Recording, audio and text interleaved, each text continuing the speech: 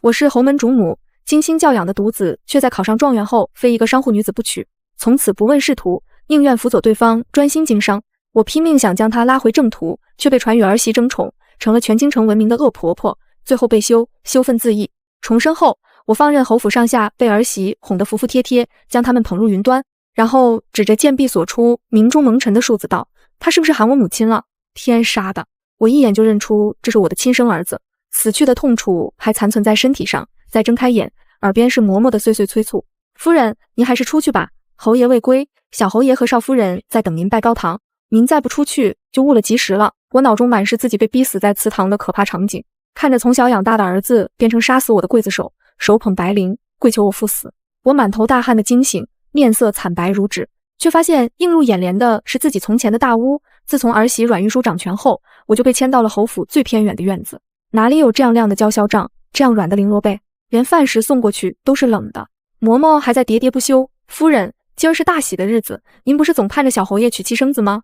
我重生在了邵景恒和阮玉书成亲的日子。前世我被刚考上状元的邵景恒执意要娶一个商户女妻的大病一场，连他们成亲当日都卧床不起，而我的好儿子却一定要等我坐上主位才肯拜高堂，否则便长跪不起，逼我不得不承认这门婚事。到底是我的亲儿子，我最终还是心软，不肯让一场喜事狼狈收场，强撑病体主持完整场婚事。重来一世，这样重要的日子，我怎么能缺席呢？太失礼了。嬷嬷为我穿上吉服，正打算梳妆打扮的手僵在半空：“您就这样去吗？”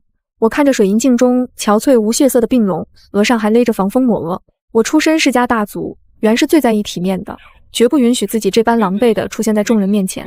前世邵景恒逼我时已临近吉时，待我严装出席，已经过了时辰。阮玉书执意要等下一个吉时，满堂宾客就这样陪新人站着，沉默中百无聊赖，都是身娇肉贵之人。欢喜热闹的氛围一下子被冲散了，背后的怨言自然归咎到我身上。我顾及儿子，阮玉书却不在意自己的婚礼，铁了心给侯府所有人一个下马威。如今我可不在意什么骨肉至亲，自然要让他见识见识我的手段。我转了转腕上的手镯，被人扶出去。不是说在等我吗？可不能误了吉时啊！我到场时，原本有些冷场的厅堂又如滚水般沸腾起来。侯夫人形容怎么如此苍白，香粉都盖不住药味，还能因为什么？早听闻侯夫人被儿子气病了，这放在咱们谁家能受得了？小侯爷还言之凿凿，说母亲只是一时赌气，非要让人去请。如此看来，倒像是逼迫。新媳妇刚进门便这样忤逆母亲，实在是不孝。状元之名，怕也是空有才学，没有德性。坐在侧席的老夫人一杵龙头拐，当众呵斥我：“你这样不修边幅，成何体统？”她素来不满我只生了一个儿子，便伤了身体，连累侯府子嗣单薄，对我从无好脸色。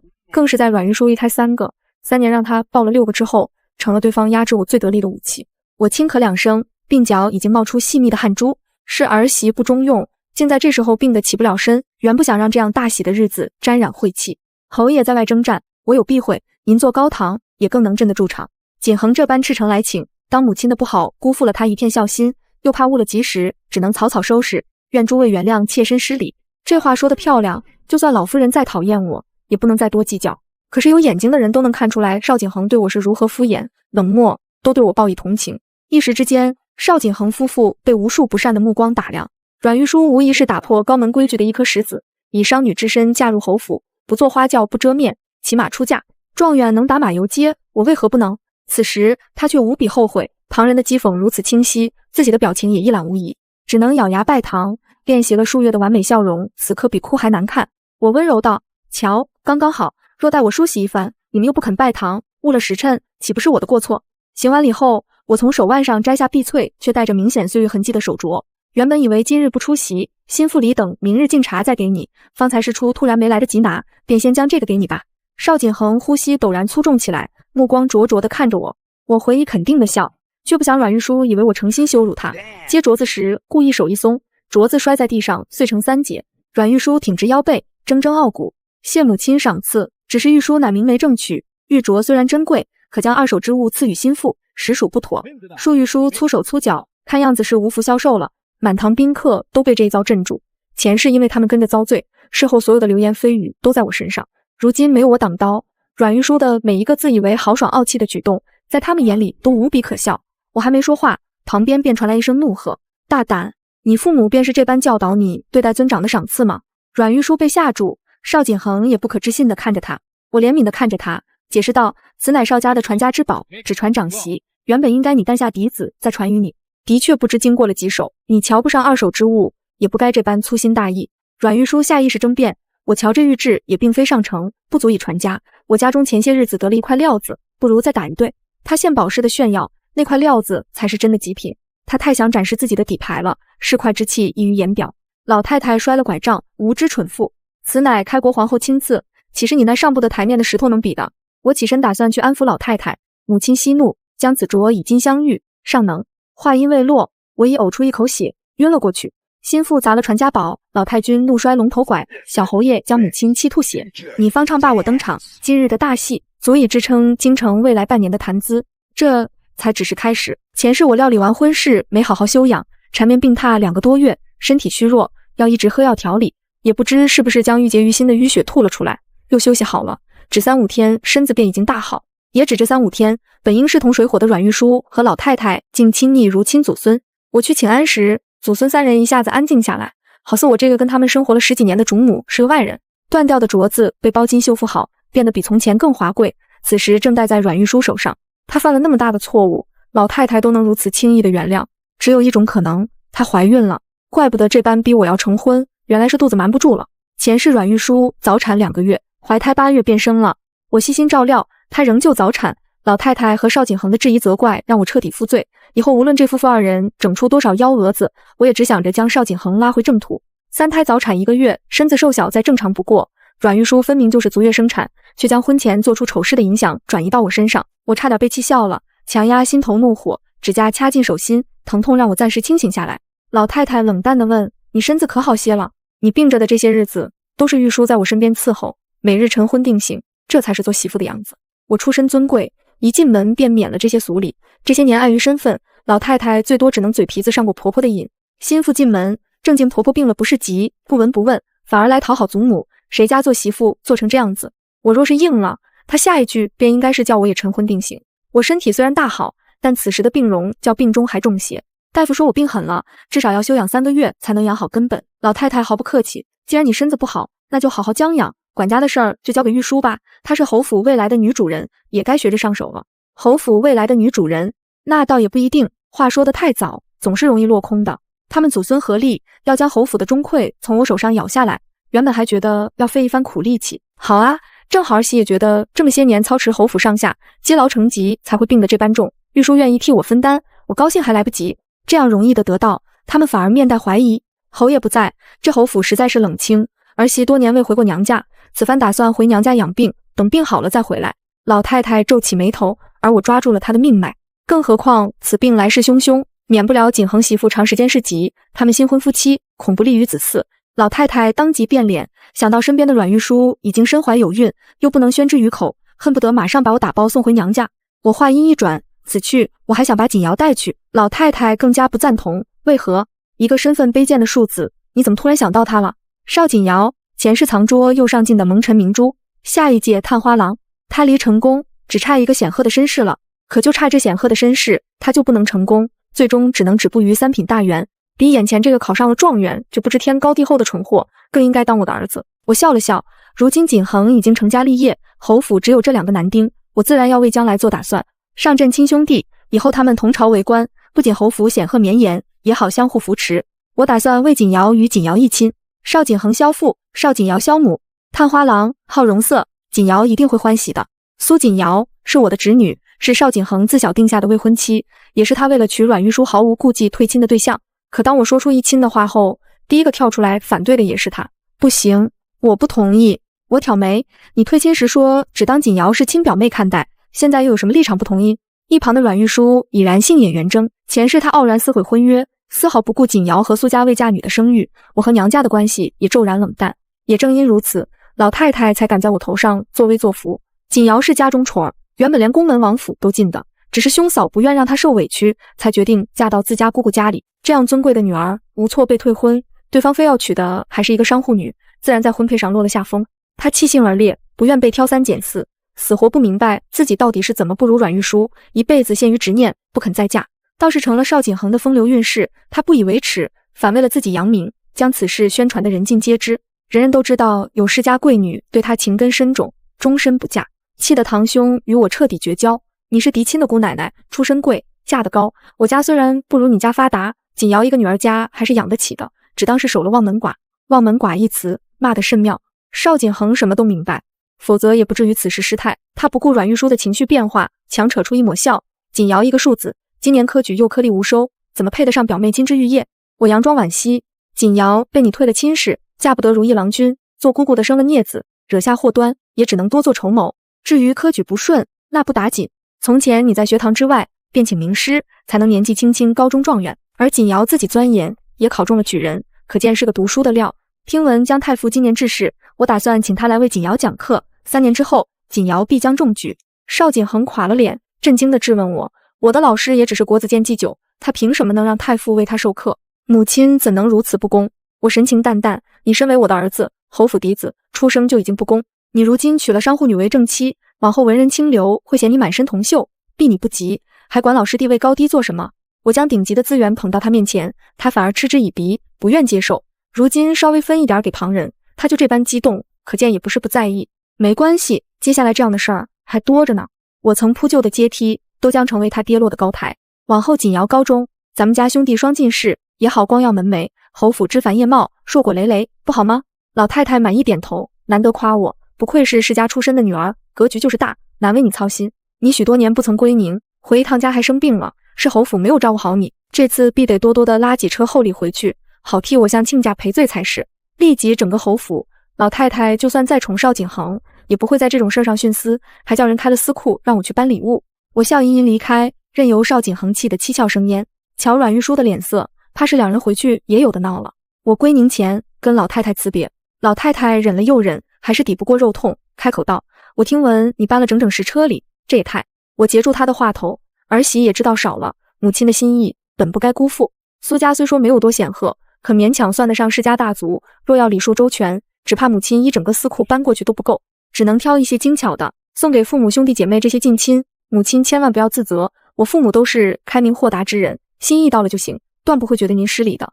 我满脸大度地宽慰她，老太太嘴角抽搐，从牙缝中挤出夸赞来：是吗？你还真是怪体贴的，儿媳一向善解人意，体恤您是我分内之事。我带着邵锦瑶和10箱金银细软回家，路过邵锦恒和阮玉书的院子时，二人正在争吵。邵锦恒道：我不过是想跟母亲一起回家探望外祖，你能不能别胡思乱想了？阮玉书回嘴：我胡思乱想？既然是探望外祖，为什么不能把我带上？我身为外孙媳妇，也想拜见母亲的娘家人。邵锦恒蹙眉：外祖家门楣甚高，你的身份如何去的？别闹！阮玉书冷笑一声：当初是你自己退了你那高门贵女表妹的亲，如今倒嫌弃起我的身世来了。邵锦恒觉得他越发无理取闹，我实话实说罢了，你难道没有自知之明吗？更何况我这次是为了去请舅舅提携，你想让我未来几年都只当个从6品芝麻官？前世这个时候，我早为他谋了个5品官，官位虽高，却难得清闲，又有苏家亲眷门客为他在官场上引路，仕途亨通。他们夫妻新婚燕尔，正是如胶似漆的时候，别说是争吵了，恨不得日日黏在一。如今无人引荐，邵锦恒哪怕是风光无限的状元，也只能按部就班地做了从6品翰林院修撰。那边上官严苛，才子众多，个个都削尖了脑袋要往上爬，竞争那般激烈，邵锦恒这种温室里的花朵又怎么适应得了呢？他整日忙碌，累得人都瘦了，回来哪有精力和阮玉书恩恩爱爱？他拉不下脸来求我，还想越过我去找苏家办事，还是活太少了，得找人给邵锦恒使点绊子。我笑出了声。邵锦恒欣喜地挣开阮玉书的手，朝我奔来。母亲是来接我的吗？玉书是妇道人家，不懂这些弯弯绕绕，您别笑他了。我似笑非笑，我是在笑你。这大白天的，怎么就开始做梦了？你得罪了你舅舅，我此去赔罪，人家都不知道接不接受，他凭什么提携你？人家要提携的是自己的女婿，管我一个出了阁的堂妹的儿子做什么？你难道没有自知之明吗？邵锦恒捏紧了拳头，指着邵锦瑶道：那您带他去做什么？他连您的儿子都不是。我抚了抚鬓角，可他到底喊我一声母亲不是吗？你可以不要前程，我却不能不要娘家。我是苏家最尊贵最得宠的女儿，饶是邵锦恒做出这等错事，父母也未多苛责于我，反倒心疼我被气病。母亲看我形容枯槁的模样落泪，早知道便不让你嫁着劳什子侯府，与夫君聚少离多，儿子忤逆，一家子事儿全压在你身上。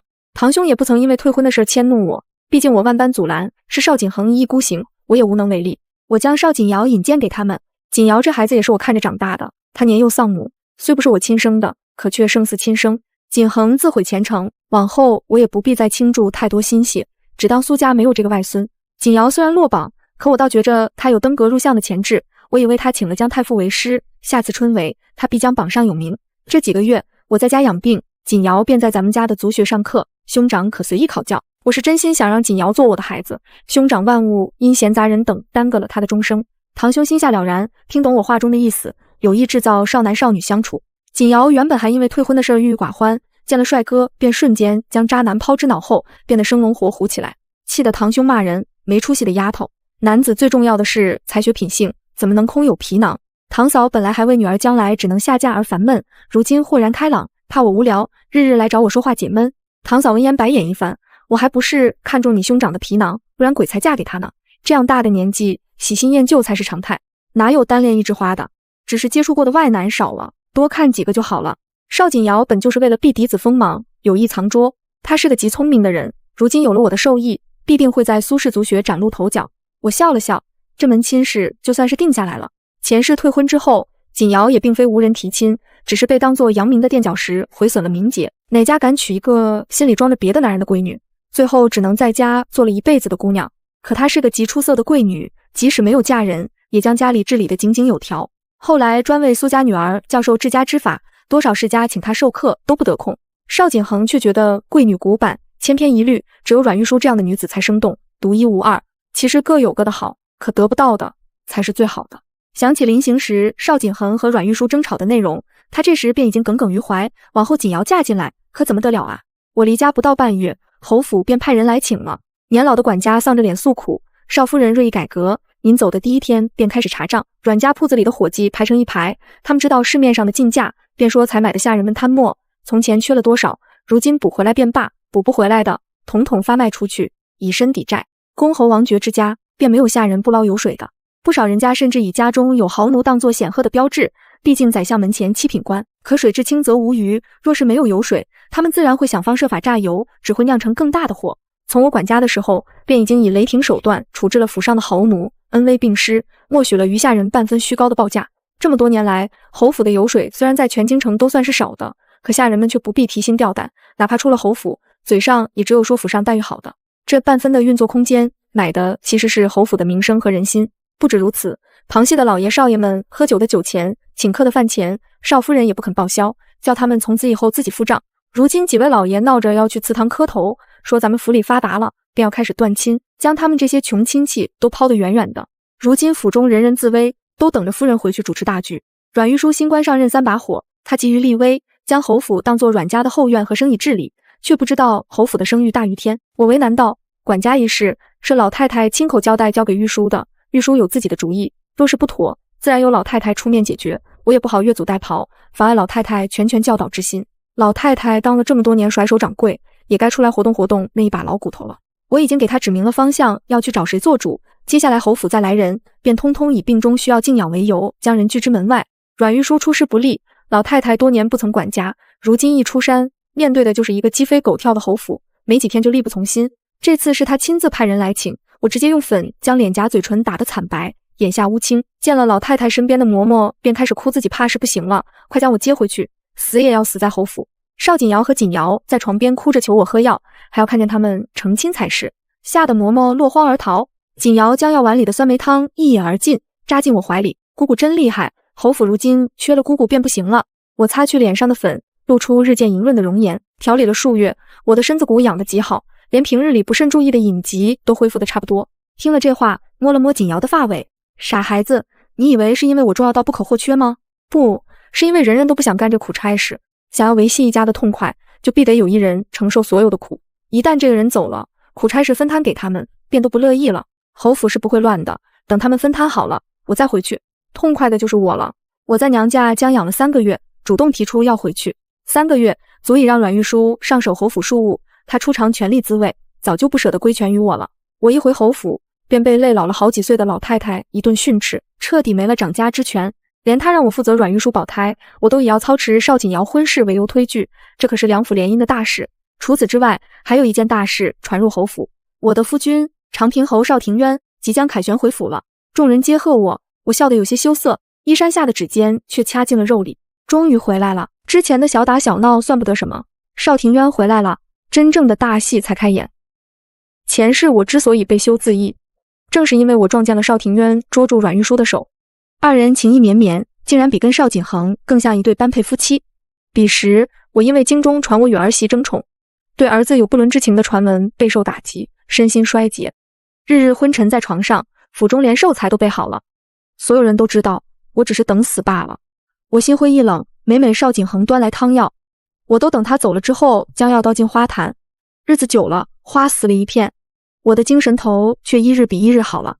原本以为是回光返照，想再去看看邵庭渊，却不料撞见这样的场景。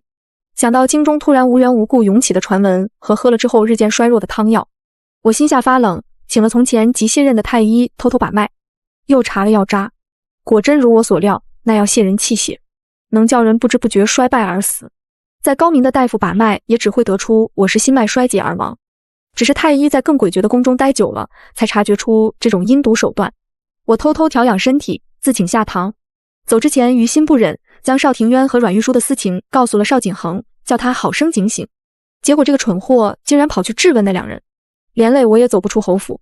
或者说，邵庭渊自始至终都没有想让我离开，他需要一个深爱亡妻的幌子，让我死后也懒去骂名，掩盖这场真正的不伦。青燕，你也别怨我，我在战场伤了根本，只有玉书一人能让我。我与邵庭渊年少夫妻，虽聚少离多，可感情甚笃。他甚至在贱婢爬床之后，为了安慰我，许诺从此不纳姬妾，传为京中美谈。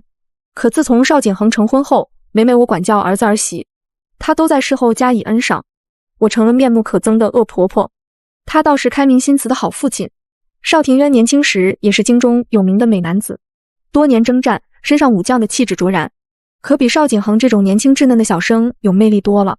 并且邵景恒后院里还有那么多莺莺燕燕，哪比得上邵庭渊忠贞如燕？母亲，我只想如您一般有个情比金坚的夫君，可惜景恒不如父亲，他能有别的女人，我为何不能多情？您瞧瞧您现在年老色衰，极度成性，哪里如传闻一般配得上战功赫赫的长平侯呢？我掐断了手边插花的花枝，叫来自己的心腹。他既然艳羡我有这样好的夫君，我也不介意将他的美梦造得更圆满些。长平侯负伤凯旋，老太太带着全家到府门迎接。邵庭渊留一抹美髯，身披甲胄，策马而来，哪怕年近40，也依旧俊美倜傥。他见我的那一刻，眼中迸发出浓烈惊艳，竟当着老太太和众多小辈的面直奔我而来。青燕，多日未见，我怎么觉着你愈发好看了？我娇羞瞪了他一眼，说什么胡话，你我都这么大年纪了，孩子们都看着，怎么这般？他笑道，你是我夫人，夸一百句又碍着旁人什么关系？你难道不想我？我打了他一下，别轻狂了，快些进去吧，都站在这风口等你，我倒是无所谓，小心你那还在腹中的孙儿不乐意。他没有第一时间去关心邵家有后，反而心疼地摸了摸我的脸。夫人既要督促景恒学业，又要操持他的婚礼，使我后方无忧，得妻如此，夫复何求？周围人的感情教育都是含蓄的，哪里见过这种奔放的表白，纷纷露出羡慕的眼神。邵庭渊随手解下腰上的玉佩，扔给一旁挺着大肚子的阮玉书。皇上刚赏的，就当我这个做父亲的见面礼。阮玉书惊喜连连，娇柔下拜谢恩。邵庭渊却拉着我的手，大步朝府里走去。挣也挣不开，只能由他去了。我落后在他身边半步，低着头，方才的娇羞如今都变成了冷笑。前世我病了那么久，出现在他面前的时候，自然好看不到哪儿去。他以受伤为由与我分房，我被琐碎的家事包围，也无心经营夫妻生活。如今养好了身子，容色看上去不过27、8，他便狗似的秀了上来，也不像是只对阮玉书有反应的样子。既然装不行，那就一辈子也别行了。当晚，邵庭渊便往我房中来，我只让他先喝了养伤的药。躺在床上，他却一动也不动。我佯装不解，怎么了？是有什么心事吗？邵庭渊沉默半晌，多日行军，又受了伤，为夫今夜困顿的不行，只想抱着你好好睡一觉。次日，他便以养伤为由，与我分房而居。我安慰他，想来也不是什么大问题，侯爷定能重振雄风的。看着邵庭渊风韵犹存的脸憋得通红，我在无人处笑得腹痛。正看见庭院里，阮玉书对邵景恒撒娇，让他抱自己上摇椅。邵景恒想也不想便拒绝了，大庭广众之下有辱斯文，气得他摔了杯子。怎么父亲母亲能如此，我们便有辱斯文了？父亲在边关豪爽惯了，我是文官，自然不一样。邵景恒能给他写实画像，却不愿当众与他亲昵。他从前爱极了他的风雅，可在见识过那样外放的恩爱之后，便不满于此了。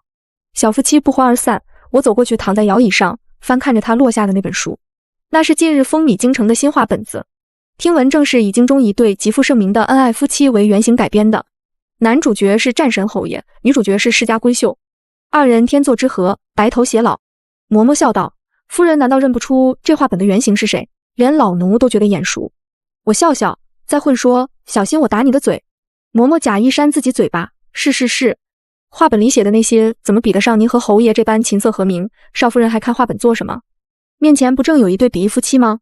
我瞥他一眼：“你这老货，贫嘴贫舌惹人厌。”我闭着眼睛小气，想到阮玉书腰上挂的正是邵庭渊赏的玉佩，书被随手扔到桌子上。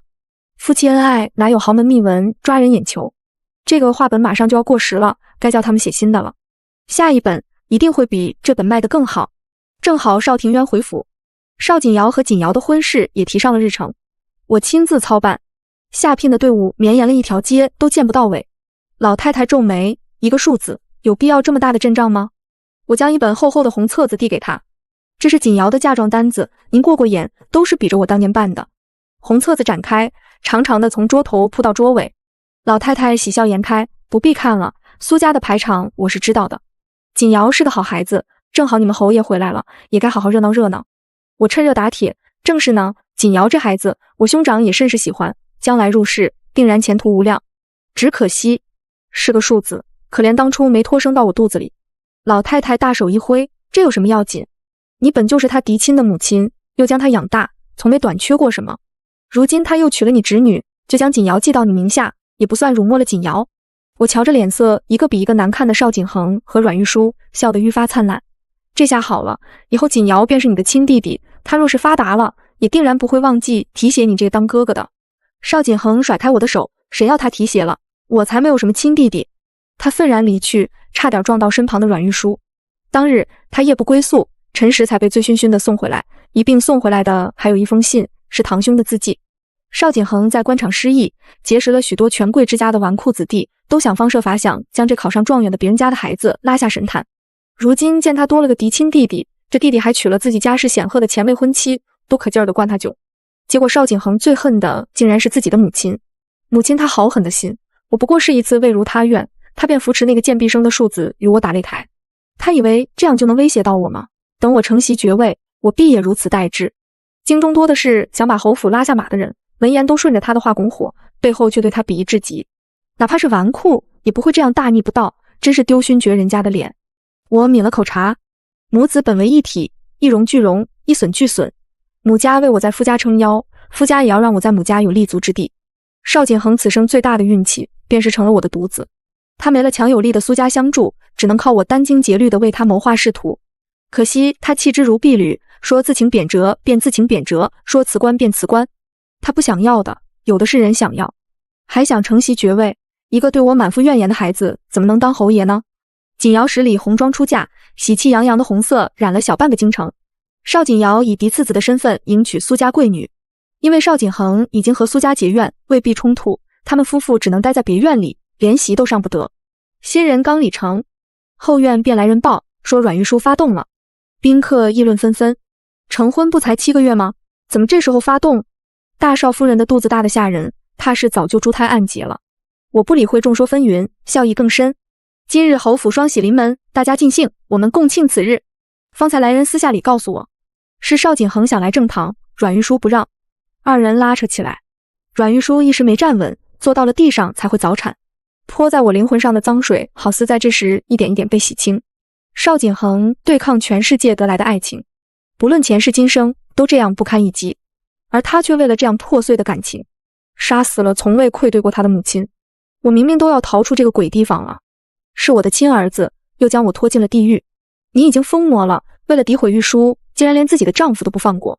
玉书差点触住，女儿家的名声胜过生命，我不得不这么做。为了侯府的清誉，请您上路吧。母亲，如果能重来一次，您知道自己会沦落到如此下场，还会选择拆散我和玉书吗？瞧，我如今什么都没做，他们自己就散了。让我想想，前世阮玉书正是因为邵景恒纳妾，才把目光放到邵庭渊身上的。如今边境太平，朝堂之上逐渐重文轻武。邵廷渊回来不久便被卸了兵权，在朝廷领了闲职，郁郁不得志。阮玉书刚生完孩子，邵景恒从前的通房便被扶为良妾。他表面上不在意，其实心中难过。两个失意之人相互慰藉，多美好的一段感情。如今阮玉书早早与邵景恒离心，这段感情只差一个契机了。待到阮玉书出了月子，我与邵廷渊一同去看孩子。邵廷渊子嗣不丰，一下子多了3个孙儿，整个京中都找不出第2个这般会生的。邵廷渊笑意盈盈，玉书，你真是我们邵家的大功臣，我必向皇上讨个好彩头。阮玉书白皙的脸颊上绯红一片，这都是儿媳应该做的，几个小猢狲罢了，哪里值得惊动圣上呢？邵廷渊理所当然道，这可是本侯的长孙，往后是要成爵的，自然当得起这样的待遇。不只是他们，你这样辛苦，少不得也要请封一个诰命。阮玉书欣喜，儿媳替这3个猢狲，谢侯爷赏。再对比一旁无动于衷，整个月子期间不曾踏进产房一步的邵景恒，高低立现。我看到床头放着一本包了书封的画本，随手翻了翻。阮玉书见了如临大敌，将那书抽走。这是什么书？你这般宝贝？阮玉书神色一转，慌张如做错了事的孩子。是些闲书，儿媳这个月实在是闷得慌，就托人随便买了几本打发时间。母亲饱读诗书，入不得母亲的眼。邵廷渊从摇篮边抬头，左不过是些画本，他想看便让他看吧，无伤大雅。我轻哼一声，我也不曾说过什么，一个两个，倒像是我多苛待媳妇似的。邵廷渊附和，是，玉书也别把你母亲想得太严肃，她年轻时还不是喜欢看这些乱七八糟的，脾气可古怪，大半夜想吃城北的切羊肉，我还不是骑马去给她买。当着孩子的面儿，还把这些陈年旧事拿出来说什么，这点事要让你惦记一辈子。是啊，这样好的夫君，在我怀着孕的时候勾搭了我的贴身丫鬟，以至于庶子只比嫡子晚出生3个月。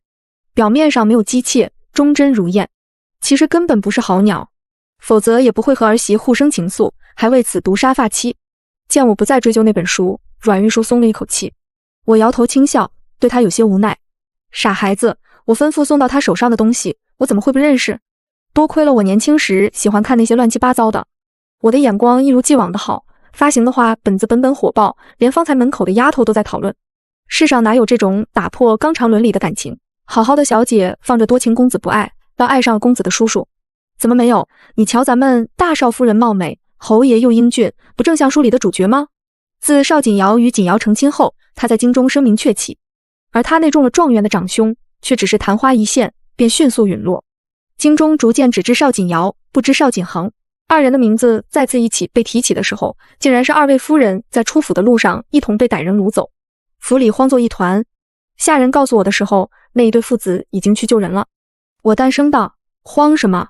这么大的事儿报官了没有？拿侯爷的令牌去请宫中庇佑。邵廷渊刚被卸了军权，面对这种小事，宫中为了彰显自己没有卸磨杀驴的意图，绝对会极为重视。而我看着面前的兵荒马乱，反倒有些兴奋。那个让邵廷渊与阮玉书定情的契机终于来了。前世同样是阮玉书与锦瑶被掳走，劫匪用他们要挟邵景恒，若想带人走，得受他意见，并且只能选一个。邵景恒不顾自己的妻子，选择了表妹，临走承诺自己一定会回来救她。是邵廷渊以挨了一箭为代价，单枪匹马地带回了阮玉书，2人共乘一骑，鲜血染红了白马。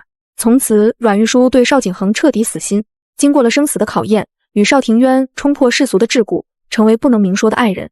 事后那个掳走了贵妇贵女的歹人倒是被放了，他虽然绑了我，可也帮我看清了人心，连生死我都不怕了，还计较这些做什么？那锦瑶又做错了什么？要被这对夫妻这样祸害？我说要将人送至官府法办，反被劝说要善良大度。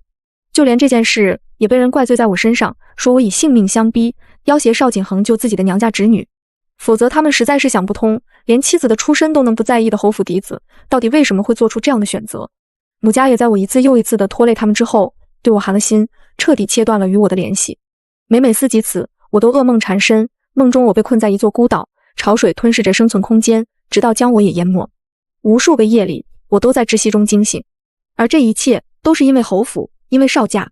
快要结束了。当我随官兵赶到那处山寨时，阮玉书和锦瑶都被绑在高墙上，邵廷渊已经挨了一箭，邵景恒仍想像前世一般发癫，我可不能让他再污了锦瑶名节。山寨里的歹人还未反应过来，便已经被箭雨淹没，安然解救了2个女眷。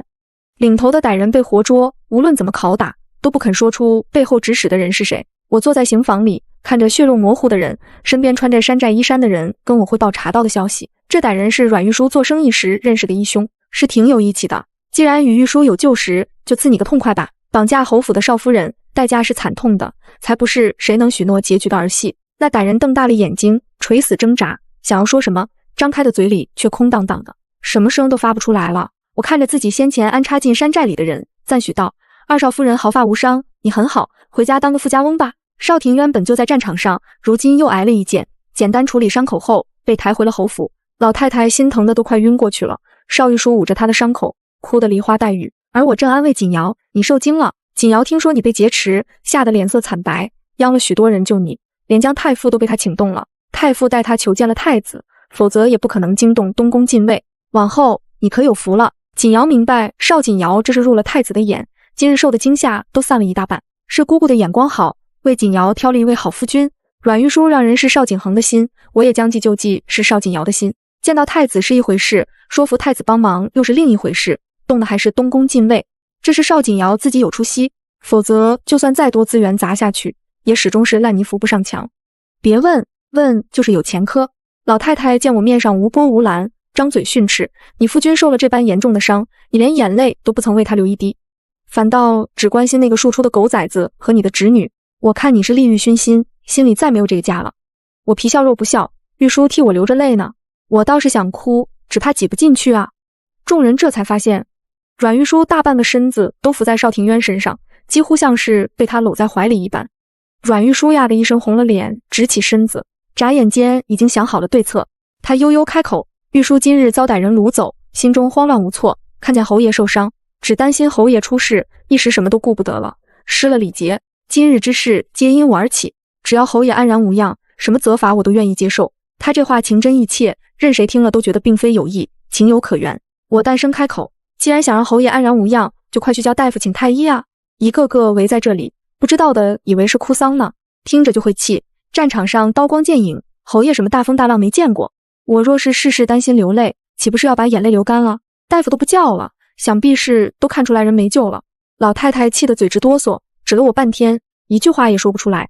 又一阵鸡飞狗跳，邵庭渊的伤口才得以妥善处理。他这次受伤的确有些棘手，虽然只是一剑，却靠近心脉，要仔细的养着伤。我端来药碗，邵庭渊却握住我的手腕，问我吃醋了。不难看出，他是极享受这种滋味的。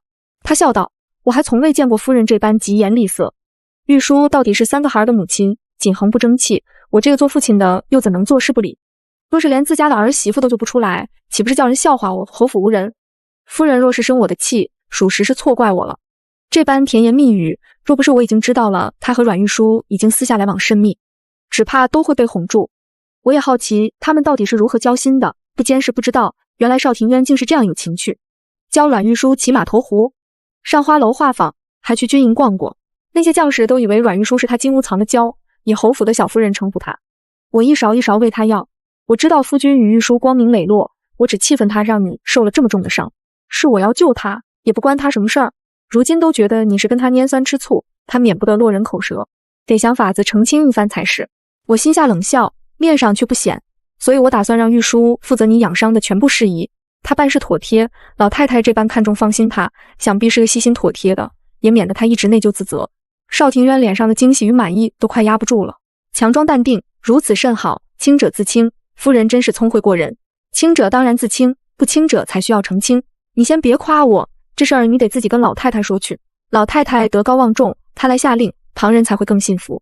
老太太跟德高望重可沾不上边，前世她对邵庭渊所做的一切都睁一只眼闭一眼，就算发现了，也只会包庇溺爱。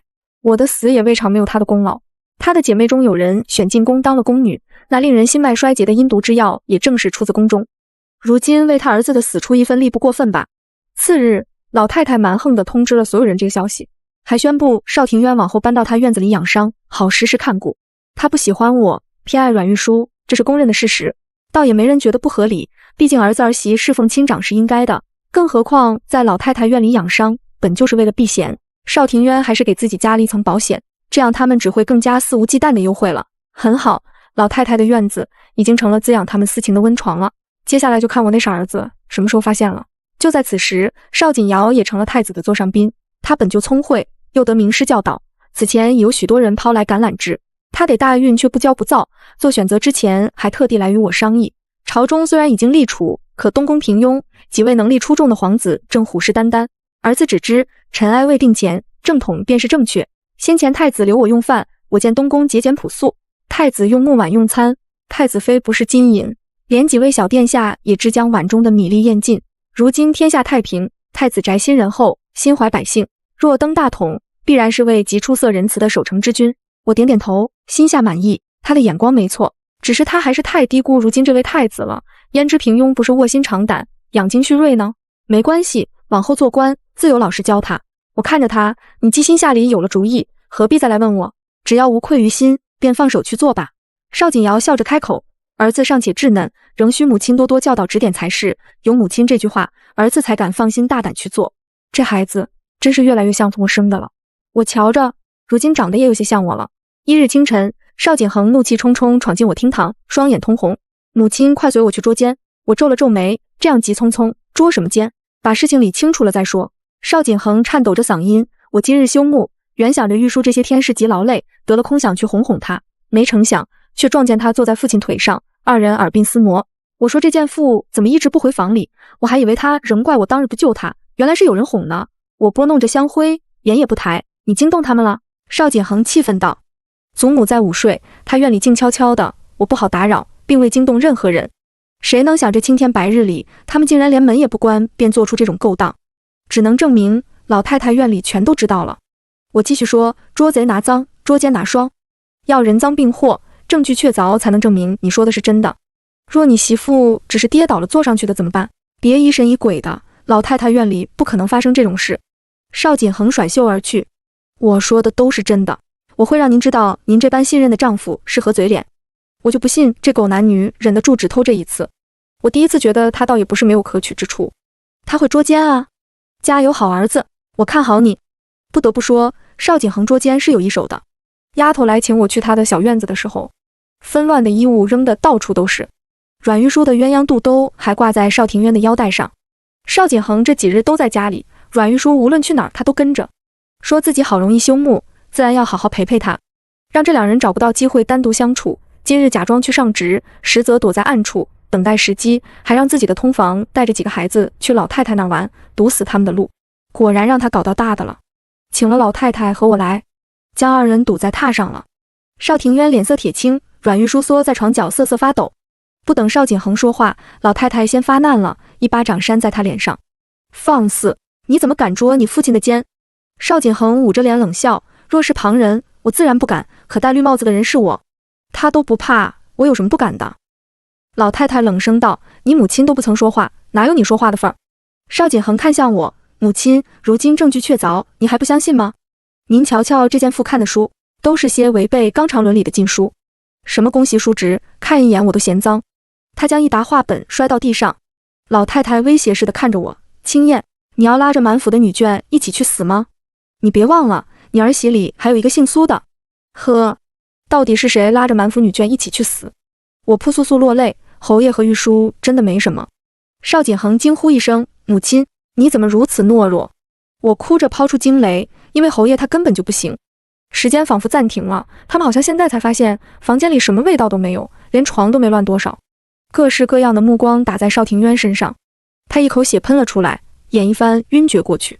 好险，幸亏我站得远，要不然见到我新做的裙子了。邵庭渊病得在床上起不来，请了太医来看，还细细地查看他喝过的药渣，最后只说是心脉衰竭，可能一开始就注定衰败，这些药反而吊着他的命一直到现在。可他私下里喝了许多壮阳的药物，与药性冲突，毒素淤积，今日又突然受了刺激，这才一下子爆发出来。只叫先将寿材备好，能冲一冲洗，这话已经说得很明白了。我遣散了众人，说要陪侯爷最后一程。看着邵庭渊形容枯槁地躺在床上，比我曾经的样子更凄惨，他动都动不了。看见我，他双手青筋暴起，却怎么也抬不起来。你为何要将我的隐疾公之于众？床边温了很多碗吊命的汤药，我端起一碗喂给他喝，他却紧闭牙关。怎么，没有阮玉书唇上的胭脂，你便喝不下去药了？看在你要死的份上，我满足你。我从袖中掏出一盒胭脂末，一个碗里放了一点，直到全放进去。我还顺手涮了一下胭脂盒，可不能浪费了。邵庭渊指着我，果然是你，苏清燕，我哪里对不住你？你要如此害我？我冷笑一声，我害你？阮玉书唇上的胭脂是我逼你吃的吗？那些壮阳药是我给你吃的吗？你但凡少吃一点，都不会这么快就不行了。我还想跟你们多玩会儿呢，是你自己不争气。我抬手卸了他的下巴，恨不得将碗口对到他喉咙里，他闭不上嘴，只能做出吞咽的动作。这招我可是学了很久，就为了这一天。你还记不记得锦瑶的生母，我的陪嫁丫鬟，那个叫阿棉的丫头？她嫁了人，你还非要她？我不给，你就趁我有孕，装醉强占了她。我擦了擦她唇角溢出的药汁，继续道：阿棉从小与我一起长大，丈夫又中了进士，是你逼死她夫家全家，说要让你的孩子认祖归宗。阿棉生下孩子便饮了鸩酒，她到死都在叮嘱我，千万要保全自身，他们都想害我。她本该陪我到老的。锦瑶是她夫家唯一的血脉了，当然锦恒也是你唯一的血脉了。你猜猜为什么这么多年来你一个肚子都搞不大？傻瓜，当然是因为我给你下了绝育药啊。你猜猜为什么你回来之后就彻底不行了？对啦，还是我下的药。现在我又来给你下药了。我一碗碗汤药灌下去，也不管烫不烫，呛不呛，一直到他肚子都鼓起来，再也灌不下去的时候，才看见他圆睁的双眼涣散。我的儿，你这个毒妇！来人，快来人！我回头一看，角落的太师以上老太太不知道醒了多久了。她听说邵庭渊要死的时候就哭昏过去了。您也猜猜，您为什么会在这儿？是我怕您见不到您儿子最后一面，叫人把您搬过来的。看着他的脸，我继续道：您都这么大年纪了，受不了打击，跟儿子一起上路也是正常的吧？正好还剩下2碗，您是自己喝还是我来喂？就因为搓磨不了我，便撺掇他儿子一点点除掉我的倚靠。阿棉这个管家有方的贤内助，自然是首当其冲，折服不了便折断，让邵景恒退婚，散播我和锦瑶的谣言。老太婆的心比药还阴毒。我推开房门，外面空无一人，当值的都去准备寿材了。这下好了，可以直接准备丧事了。侯府大丧，侯府丧事过后2年，终于要迎来天大的好事了。邵锦瑶中了探花，原本皇帝还纠结前3排名，文章难分伯仲，因为他年轻英俊，便先点了他当探花。状元3年一个，小辈当谦逊，名臣却难得，就要看你有没有这个本事了。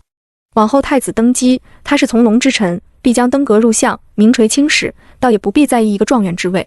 此事反被传为美谈，邵锦瑶因为英俊痛失状元而被写进了不少史料去谈，光这一项身后名就将比同榜的2位传唱度都高。邵锦瑶回家时，邵景恒竟然一剑向他刺来，幸亏他反应快，只划破了衣衫，皮肤上只留下淡淡的血痕。邵景恒立刻被人按倒在地，押送到我面前来。他这2年越发偏激，稍有风吹草动便疑神疑鬼，甚至怀疑过阮玉书生下的3个孩子不是他的。3年前的春闱被查出科举舞弊，所有名不副实的进士统统被一撸到底。邵景恒虽然没有舞弊，可几年不曾刻苦读书，早就退步得不成样子。如今是一介白身，整日喝酒玩乐。他被扭在地上，看我的眼中满是恨意。你为何要把我的东西都给邵锦瑶？妻子是，前程也是，明明我才是你的儿子，母亲何薄幸于我？邵景恒有些癫狂，就算母亲这么偏心，也改变不了我是你的儿子，是侯府的嫡长子，家里的爵位也只能是我的。丧期马上就要过了，袭爵的旨意也要下来了，我才是这侯府的主人。邵锦瑶坐在一旁包扎伤口，宣旨的宦官不阴不阳的看戏。哟，小侯爷这是迫不及待了。就算您是侯爷，也不能对探花郎动刀动枪啊。今日之事，咱家必会如实上报。两两对比，突然泪如雨下。怪不得我怎么对你好，你都不亲我。锦瑶却从小到大对我孝顺恭谨，早晚问安，风雨无阻。原来你根本不是我的儿子，这块胎记是我儿出生便有的。只要我接纳你，原来打的是这偷龙转凤的主意。这一变故惊呆了所有人，记得他们俩小时候的特征的人都没得差不多了，自然无从考证。再者说，我可是亲母，我若说了不算，还有谁说了算？我抱着邵锦瑶痛哭，天杀的，我一眼就认出了这是我的亲生儿子。母亲想你想到一天只吃3顿饭了。公公，你可一定要如实上报啊！我们家的爵位万不能落到一个贱人手里。宦官嘴角抽了抽，总感觉自己的一举一动都被精心算计过。但是沉甸甸的答谢金子放入怀中时，他瞬间变脸，满脸写着天啊，怎么会有这种事情发生？夫人放心，咱家亲眼所见，做不得假，回去定当通报，绝不会让侯府的爵位旁落。又一包沉甸甸的金子入怀，宦官拔腿就走。这么大的事儿，现在立刻就要去禀报，迟一瞬都是对金子呸，爵位的不尊重。人一走，我便迁怒于邵锦恒，还不把这庶子拖出去，将他一家送回老家看祖坟去，找人时时盯着，不许他们离开半步。邵锦恒只觉得脑子转不过来弯了，就刚刚那么一小会儿，怎么好像一下子发生了很多事情。一直到被拖出去的时候，他才反应过来，母亲，我才是你的儿子，我才是苏家的血脉，母亲，我真的是你的儿子啊！我扔了个茶杯出去，还不把他嘴堵上。回头却见邵锦瑶满眼如目地看着我，泪光闪闪，如初生牛犊。母亲，我真的是您的儿子，我就知道从小到大您对我好，偷偷让人给我送吃穿，不是因为嫡母的职责，是不是？是因为你也感觉到了，是不是？我从小到大都在想，为何您这样好的人，却只是邵锦恒的母亲？怪不得我想保护您，孝敬您，原来我真的是您的儿子。我看着那张像极了阿棉的脸，如果阿棉能正大光明地生下他，他便真的是我的儿。阿棉说，孩儿让我取名，认我为娘，沾我的福气，保佑他一辈子平安富贵。如今一语成谶，全都应验，这是阿棉留给我最后的礼物，他天性就想保护我。都是要当爹的人了，怎么还跟个孩子似的？邵锦瑶又哭又笑，您是说锦瑶有了？我笑着点头，快去看看吧，自己媳妇这些天这般嗜睡也没发觉，这样粗心，以后怎么当爹？看着他飞奔而去的背影，我摇摇头。他日日喝安神药，难免粗心些。我坐在正堂的最上首，满意的看着属于我的侯府，把脏东西都清理出去，府里干净多了。余生漫长，终于没有什么可以束缚住我。